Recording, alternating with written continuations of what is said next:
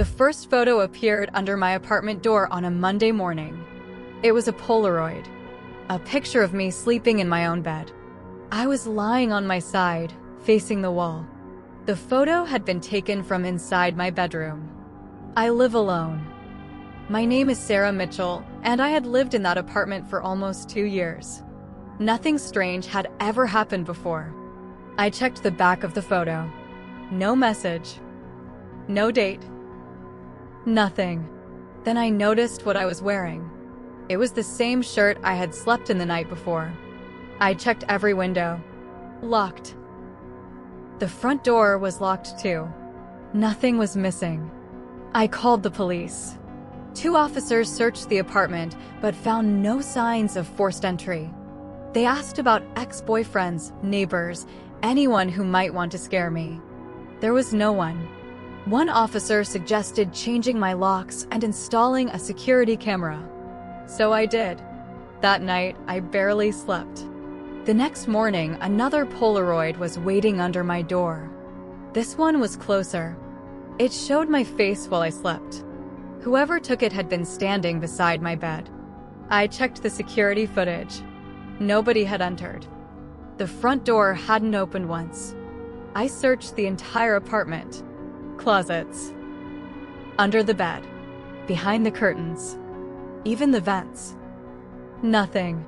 I called my landlord and asked who had keys. He said only he did. I made him change the locks anyway. That night, I pushed a chair against the front door and moved the camera into my bedroom. I stayed awake until almost 2 in the morning. Then I fell asleep. When I woke up, the chair was still against the door.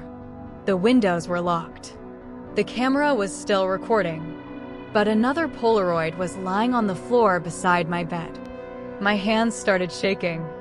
It showed me sleeping. Someone had written 3 words underneath. Don't turn around. I looked behind me. Nothing. I left immediately. For the next 2 nights, I stayed at my sister's house. No photos appeared there. Nothing strange happened. I decided I was moving out. On Friday, my sister came back with me to pack.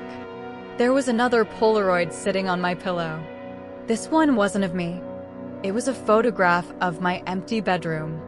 On the back, 1 word was written. Tonight. We called the police again. They searched the apartment and hallway. Still nothing. That night, I returned to my sister's house. Around 3 a.m., my phone buzzed. Motion detected. It was the camera inside my bedroom. I opened the live feed. At first, the room looked empty. Then the camera moved. Not the image. The actual camera. Someone was holding it. The view slowly turned toward my closet. The door was slightly open. I knew I had closed it. The camera moved closer. The closet door slowly opened. A man was standing inside. Tall, thin, completely still. His face disappeared into the darkness. I screamed and called the police. They reached the apartment within minutes. The closet was empty, but this time, they found something. Behind the closet wall was a small opening. Someone had cut through the drywall. It led into a narrow space between my apartment and the apartment next door. The unit beside mine was supposed to be empty. It had been vacant for almost a year.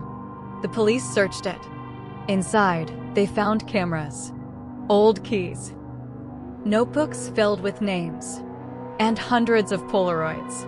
Not just of me, different people, different bedrooms, all sleeping.